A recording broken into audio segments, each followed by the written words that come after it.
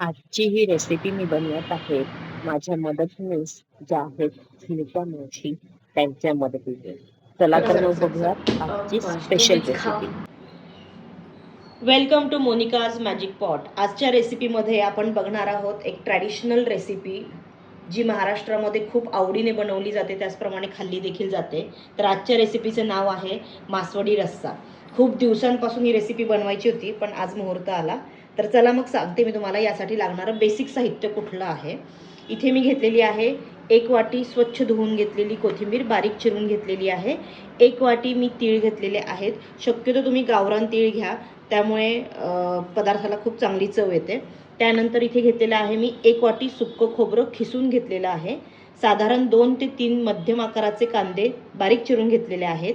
जवळजवळ अर्धी वाटी मी लसूण पाकळ्या घेतलेल्या आहेत. या रेसिपीमध्ये सगळ्यात महत्त्वाचा जिन्नस जो आहे तो म्हणजे लसूण. तुम्हाला तुमच्या आवडीप्रमाणे कमी अधिक करू शकता. त्यानंतर इथे मी वेगवेगळ्या प्रकारचे मसाले घेतलेले आहेत. इथे घेतलेला आहे हा मी कोथिंबिरींचा गोडा मसाला, त्याचप्रमाणे कांदा मसाला. इथे मी घेतलेली आहे जवळजवळ 1.5 चमचा खसखस, त्यानंतर धणे पावडर, लाल तिखट आणि हळदी. हे झाले सर्व बेसिक लागणारे जिन्नस. या व्यतिरिक्त लागणारे जे मसाल्याचे पदार्थ आहेत ते आपण मसाला बनवताना टाकणार आहोत आणि तेव्हा मी तुम्हाला सांगेनच. तर ही जी रेसिपी आहे ती 2 भागांमध्ये डिवाईड झालेली आहे. यामध्ये पहिला एक भाग म्हणजे सारणाचा भाग आणि दुसरा एक भाग म्हणजे त्याचं आवरण. हे जे सर्व साहित्य आपण पाहिले ते लागणार आहे आपल्याला फक्त आणि फक्त सारणासाठी, आणि त्यानंतर आवरणासाठी जे काही जिन्नस लागणार आहेत ते आपण दुसऱ्या भागामध्ये पाहूयात. चला तर मग आता सुरुवात करूयात ही रेसिपी करण्यासाठी. सगळ्यात आधी आपण तीळ जे आहेत ते भाजून घ्यायचे आहेत. त्याचप्रमाणे सुकं खोबरं आहे ते देखील भाजून घ्यायचं आहे. त्यामध्येच आपण लसूण देखील टाकणार आहोत आणि कांदा देखील आपण भाजून घ्यायचा आहे. चला तर मग सुरुवात करूयात. गॅसवरती कढई ठेवलेली आहे गरम होण्यासाठी. आता त्यामध्ये आपण सगळ्यात आधी टाकणार आहोत तीळ. आणि तीळ जे आहेत ते आपण छान खरपूस असे भाजून घ्यायचे. आता तीळ भाजले की नाही हे कसं ओळखायचं, तर कढईमध्ये तीळ ज्यावेळेस थोडे तडतड उडायला लागतील तेव्हा समजायचं की आपले तीळ जे ते छान असे भाजले गेलेले आहेत. आणखीन एक महत्त्वाची गोष्ट म्हणजे तीळ भाजत असताना जळून द्यायचे नाही. तीळ जर जळाले तर आपल्या मसाल्यात करपट असा एक वास येतो, त्यामुळे तीळ जे आहेत ते व्यवस्थित भाजून घ्यायचे आहेत. शक्यतो मध्यम आचेवरती तीळ भाजायचे म्हणजे व्यवस्थित एकसारखे भाजले जातात. आता आपण हे तीळ जे आहेत ते आपल्या एका थाळीमध्ये काढून घेऊयात.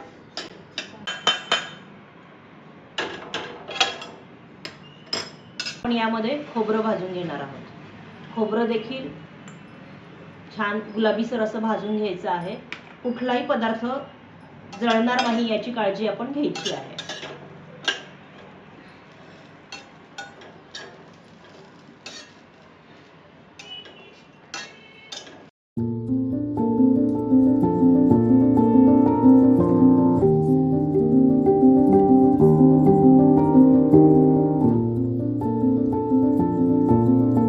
बघू शकता खोबरं इथे छानपैकी गुलाबीसर असं भाजून झालेलं आहे. खोबरं जाळायचं नाहीये, पुन्हा एकदा मी तेच सांगतेय, कारण की पदार्थ जळला की त्याची चव लगेचच बदलते. खोबरं छान भाजून झाले, ते देखील आता आपण थाळीमध्ये काढून घेऊया.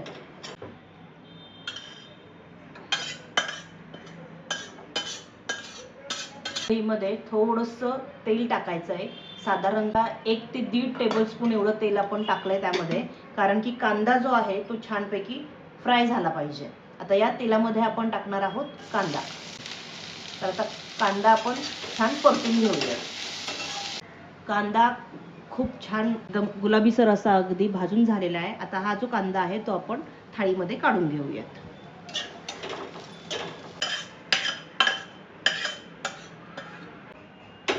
आपण जो अर्ध्या वाटी लसूण घेतला होता त्यातला थोडा लसूण मी काढून घेतलेला आहे रश्श्यासाठी. आता राहिलेला लसूण मी परतण्यासाठी टाकते.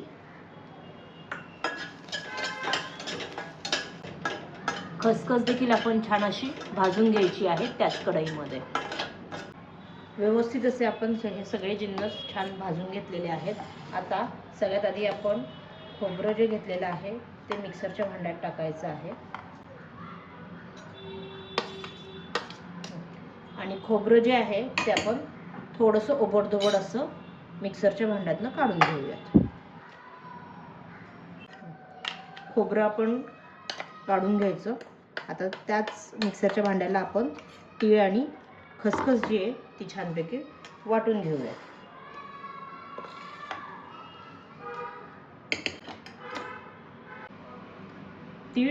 तीळ आणि खसखस टाकल्यानंतर त्यामध्येच आपण टाकणार आहोत लसूण. हे छानपैकी आपण वाटून घेऊयात मिक्सरच्या भांड्यात. इथे आपण तीळ पण ओबडधोबड असे वाटून घेतलेले आहेत, तीळ, लसूण आणि खसखस. आधी वाटलेलं खोबरं, त्याचप्रमाणे आपण भाजून घेतलेला कांदा, हे सर्व एकत्र करून घ्यायचं. हे एकत्र झाल्यानंतर आता यामध्ये आपण टाकणार आहोत आपण जे मसाले घेतले होते सुरुवातीला, ते मसाले सगळे आपण यामध्ये ॲड करणार आहोत. सगळ्यात आधी हा जो गोडा मसाला आहे तो साधारणतः मी 1-2 चमचे टाकणार आहे. त्यानंतर इथे मी कांदा लसूण मसाला घेतलेला आहे, तो मी साधारणतः 1 चमचा टाकणार आहे. त्यानंतर लाल तिखट जे आहे ते देखील 1 चमचा टाकणार आहे. धना पावडर जी आहे ती देखील 1 चमचा टाकायची आहे. त्याचप्रमाणे यात थोडीशी हळदी पावडर टाकणार आहे आणि आपण जी कोथिंबीर घेतलेली होती छान अशी वाटीभर, ती देखील यामध्ये टाकणार आहे. आणि आता हे जे जिन्नस आहेत ते छानपैकी एकत्र करून घ्यायचे. आणि आता सगळ्यात महत्त्वाचा पदार्थ म्हणजे ज्याच्याशिवाय याला चव येणार नाही ते म्हणजे मीठ. ते आपण चवीप्रमाणे टाकायचं आहे. आणि आता आपण हातानेच हा जो सगळा मसाला आहे तो छान असा एकत्र करून घेऊया.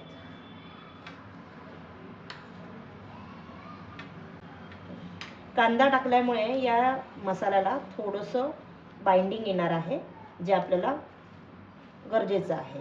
नाहीतर पूर्ण मसाला जो आहे तो असा भुरकट असा होतो, तर तो होऊ नये यासाठी आपण यामध्ये कांदा टाकलेला आहे. थोडासा ओलसर असल्यामुळे तो छान असं बाइंडिंग देतो. तुम्ही एक बघितलं असेल, या संपूर्ण मसाल्यामध्ये आपण पाण्याचा अजिबात वापर केलेला नाही आहे, ज्यामुळे हा मसाला आपण हवाबंद डब्यामध्ये अगदी 15 दिवसांपेक्षा जास्त आरामात स्टोअर करून ठेवू शकतो. आणखी एक महत्त्वाची टीप म्हणजे त्यापेक्षा जर अगदीच तुम्हाला जास्तही टिकवायचा असेल तर तुम्ही काय करू शकता, या मसाल्यामध्ये फक्त कांदा टाकायचा नाही, बाकी सर्व गोष्टी टाकून अशा पद्धतीने तयार करायचा. आणि जेव्हा मसाला बनवायचा आहे किंवा जेव्हा तो पदार्थ बनवायचा आहे त्यावेळेस त्यामध्ये तो कांदा जो आहे तो परतून ॲड करू शकता. म्हणजे कांदा देखील फ्रेश आपल्याला त्यामध्ये खायला मिळतो. तर हा झाला आपला मसाला रेडी. आपला भाजीचा एक पार्ट जो आहे तो रेडी झालेला आहे. आता आपण वळूयात दुसऱ्या भागाकडे, ते म्हणजे मासवडीचं जे आवरण आहे ते आपण तयार करायला घेऊयात. आता या रेसिपीचा पुढचा भाग म्हणजे मासवडीचं जे आवरण असतं ते आपल्याला बनवायचं आहे.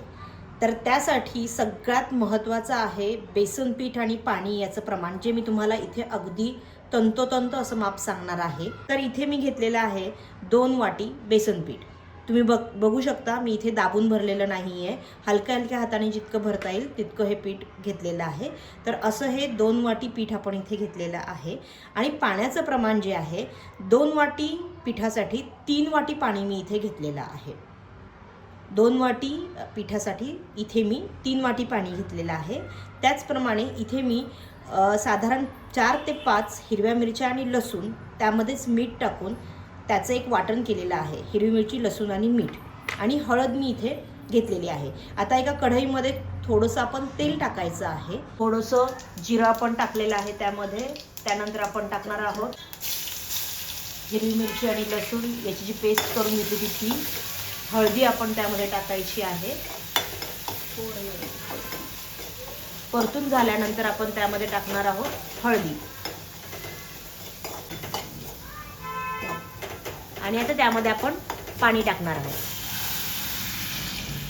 या पाण्याला छान अशी उकळी येऊ द्यायची आहे. आता इथे चूक घडण्याची शक्यता असते, ती म्हणजे की ज्यावेळेस आपण उकळत्या पाण्यामध्ये पीठ टाकतो त्यावेळेस त्या पिठाच्या गुठळ्या होण्याची शक्यता असते. तर ती गुठळी होऊ नये यासाठी तुम्हाला मी सगळ्यात सोपी ट्रिक सांगणार आहे. तर हे पीठ जे आहे ते आपण एका भांड्यात काढून घ्यायचं आहे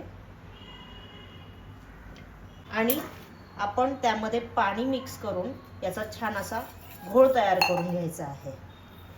यामुळे काय होतं, ज्या काही पिठात होणाऱ्या गुठळ्या आहेत त्या आधीच मोडल्या जातात. पाण्याचा अंदाज घेत घेत हळूहळू पाणी मिक्स करायचं आहे. खूप जास्त पाणी आपण एकदम टाकायचं नाही. एकदम जर जास्त पाणी टाकलं तर गुठळ्या देखील होतात आणि दुसरी महत्त्वाची गोष्ट म्हणजे खूप पातळसर असं ते मिश्रण होतं जे आपल्याला करायचं नाहीये. इथे छान आहे बघा, अशा पद्धतीने आपण हे तयार करून घेतलेलं आहे. आता आपल्या पाण्याला देखील छान उकळी आली आहे, त्यामध्ये आपण हे मिश्रण टाकून देऊयात. आता इथे मी हे मिक्स टाकते आणि दुसऱ्या ह्याच्याने आपण ते हे करून घ्यायचे. तुम्ही ते बघू शकता, एकही गुठळी तुम्हाला इथे दिसणार नाहीये, कारण आपण जी ट्रिक वापरली आहे त्यामध्ये सर्व गुठळ्या आपण आधीच क्लिअर करून घेतलेल्या होत्या. छान असं आता आपण हे एकत्र करून घेतलेलं आहे. आता आपल्याला याला थोडंसं शिजवून घ्यायला लागेल. यावरती आता आपण झाकण ठेवूयात आणि एक 5 मिनिटांसाठी मंद आचेवरती त्याला शिजू देऊयात. एक 5 ते 7 मिनिटं खूप छान अशी वाफ आलेली आहे. एकही गुठळी तुम्हाला दिसणार नाहीये. यावरती छान मस्त अशी आपण कोथिंबीर पेरायची आहे. छान असं एकत्र करून घेऊया. आता आणखीन एक दुसरी महत्त्वाची स्टेप, ज्यावेळेस आपण वडी थापायला घेणार आहोत त्यावेळेस एका वडीचं मटेरियल ज्यावेळेस आपण रुमालावरती काढून घेऊ त्यावेळेस आपल्याला इतर जे कढईतलं जिन्नस आहे आपलं ते व्यवस्थित झाकून ठेवायचं आहे, जेणेकरून ते थंड पडणार नाही. आता यावरती आपण तयार केलेला मसाला जो आहे तो अशा पद्धतीने ठेवायचा आहे. काही रेसिपींना हातच लागला पाहिजे. चमच्याचा वापर नाही केला तरच अधिक आपलेपणा वाटतो आणि अधिक चव येते, नाही का? तुम्ही पहिल्यांदाच जर माझी रेसिपी पाहत असाल तर माझ्या चॅनेलवरच्या इतरही रेसिपी नक्की पहा. तुम्हाला रेसिपी आवडली तर नक्की ट्राय करून पहा. चॅनेलला लाईक आणि सबस्क्राईब करायला विसरू नका. तर छान व्यवस्थित आपण हा मसाला जो आहे तो असा त्रिकोणी आकारामध्ये छान भरून घ्यायचा आहे. मसाला भरण्या आता इथे महत्त्वाची स्टेप, यामध्ये मसाला भरून झाल्यानंतर आपण याला रुमाल जो आहे किंवा आपला जो सुती कपडा आहे तो अशा पद्धतीने मसाल्यावरती दाबून घ्यायचा आहे.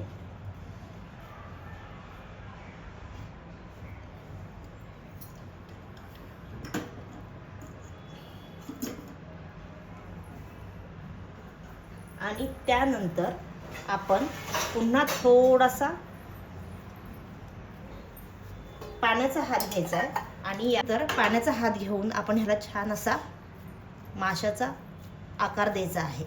त्यावरूनच या पदार्थाचं नाव असं आहे मासवडी. तुम्ही इथे बघू शकता, छान असा इथे मी शेप दिलेला आहे. हा जो त्रिकोणी आकार आहे तो आपण अतिशय सफाईदारपणे असा द्यायचा आहे. आणि आपण सुती कापड जे वापरत आहोत त्यामुळे सुती कापड वापरल्यामुळे तो आकार जो आहे तो आपल्याला छान असा देता येतो. हे बघा, छान असा आपला हा आकार देऊन झालाय. आता आपण अगदी अलगदपणे आपण हा रुमाल जो आहे तो काढून घ्यायचा आहे. वाव, बघा किती सुंदर अशी आपली ही मासवडी दिसायला तयार झालेली आहे. आता आपण अलगदपणे हिला ताटात काढून घेऊ आणि त्यानंतर त्याचे तुकडे करूयात. उचलताना देखील अगदी व्यवस्थित अशी उचलायची आहे आणि त्याला छान अशी व्यवस्थित ताटात ठेवून घ्यायची आहे. आपण रेसिपीच्या शेवटच्या टप्प्यात आलेलो आहोत. तर यामध्ये आपण कढई मध्ये थोडं तेल टाकायचं आहे. साधारणतः 3 टेबलस्पून एवढं तेल टाकलेलं आहे. आता याच्यामध्ये आपण खूप जास्त मसाल्यांचा वापर नाही करणार आहोत. तर तुम्ही ही जी खुर्चण दिसतीये ती आपण जी वडी बनवलेली होती त्याच्यानंतर कढईमध्ये राहिलेली जी खुर्चण होती ती इथे वापरतो आहोत. तर ही खुर्चण आपल्याला त्या रश्श्यामध्ये टाकल्यामुळे आपल्या रश्श्याला थोडासा दाटसरपणा येणार आहे. आता आपण टाकणार आहोत थोडी मोहरी, मोहरी तडतडली की त्यामध्ये आपण टाकतोय थोडं जिरं, थोडासा ओबडधोबड असा ठेचलेला लसूण, लसणाला थोडं फ्राय करून घेऊयात. यामध्ये टाकणार आहोत आपण घेतलेले मगाशी थोडेसे मसाले, जसा गोडा मसाला, कांदा लसूण मसाला, लाल तिखट, त्याचप्रमाणे थोडीशी हळद टाकतोय. आणि आपण जो मसाला जो बनवून घेतला होता सारणाचा, तो आपण याच्यामध्ये साधारणतः 2 टेबलस्पून एवढा टाकणार आहोत. आणि आता त्यामध्ये एकत्र करून आपण टाकणार आहोत पाणी.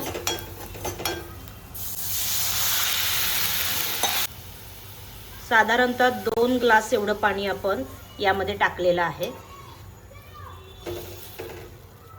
आणि आता याला छान अशी उकळी येऊ द्यायची आहे. तुम्ही इथे बघू शकता छान अशी उकळी आलेली आहे. आता यामध्ये आपण चवीप्रमाणे मीठ टाकायचं आहे. माझ्या किचनमध्ये इतका छान सुवास येतोय. खूप मस्त अशी ही रेसिपी आपली तयार झाली आहे. आता करूयात आपण छानपैकी प्लेटिंगची तयारी. मस्त अशी आपली ही तयार झालेली मासवडी, त्याचा छान असा हा रस्सा, त्यानंतर एक लिंबाची फोड, छानपैकी फोडून घेतलेला कांदा आणि गरम गरम अशी बाजरीची भाकरी.